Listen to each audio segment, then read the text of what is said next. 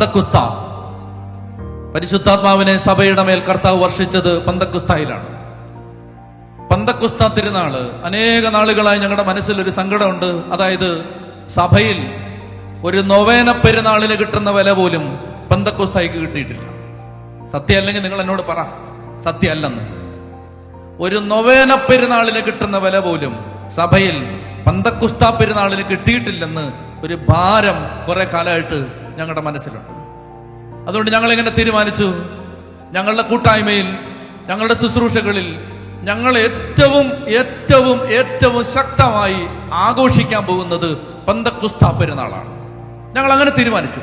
അങ്ങനെ തീരുമാനിച്ചിട്ട് സ്വർഗാരോഹണം മുതൽ പെന്തക്കോസ്തി വരെ 10 ദിവസം കാത്തിരുന്ന് പ്രാർത്ഥിക്കാൻ ജനത്തെ ഒരുക്കാൻ തുടങ്ങി. ധ്യാന കേന്ദ്രത്തിൽ ആ 10 ദിവസങ്ങളിൽ മിക്ക ദിവസങ്ങളിലും വൈകുന്നേരം പരിശുദ്ധാത്മാഭിഷേകത്തിന് വേണ്ടി കാത്തിരുന്ന് പ്രാർത്ഥിക്കാൻ ജനത്തെ ഒരുക്കി പഠിപ്പിച്ചു. ആ ദിവസങ്ങളിൽ കൺവെൻഷൻ തിരുവനന്തപുരത്തുണ്ടായിരുന്നു. ആ വിഷയം മുഴുവൻ പരിശുദ്ധാത്മാവാണ്.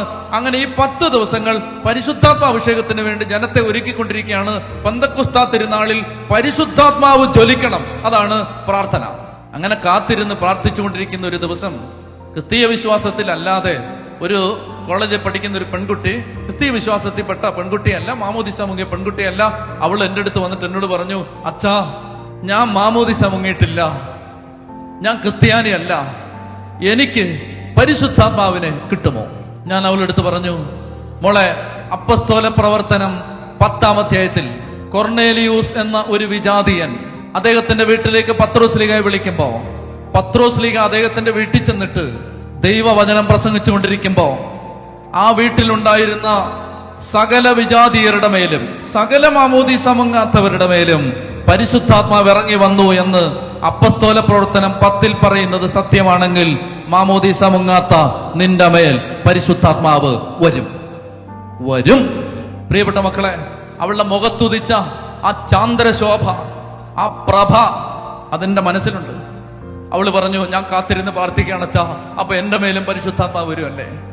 എന്റെ പ്രിയപ്പെട്ട സഹോദരങ്ങളെ, അതായത് പന്തക്കുസ്ത തിരുനാളിൽ പരിശുദ്ധാത്മാഭിഷേകത്തിന് വേണ്ടി സഭയുടെ ഔദ്യോഗിക പ്രാർത്ഥനകൾ ചൊല്ലി പ്രാർത്ഥിച്ചുകൊണ്ടിരിക്കുന്ന സമയത്ത് 100 കണക്കിന് ആളുകളുടെ മേൽ പരിശുദ്ധാത്മാവ് വന്ന കൂട്ടത്തിൽ ഞാൻ വിശ്വസിക്കുന്നു ആദ്യമായിട്ട് ആത്മാവ് വന്നത് ഇവളുടെ മേലാണ്.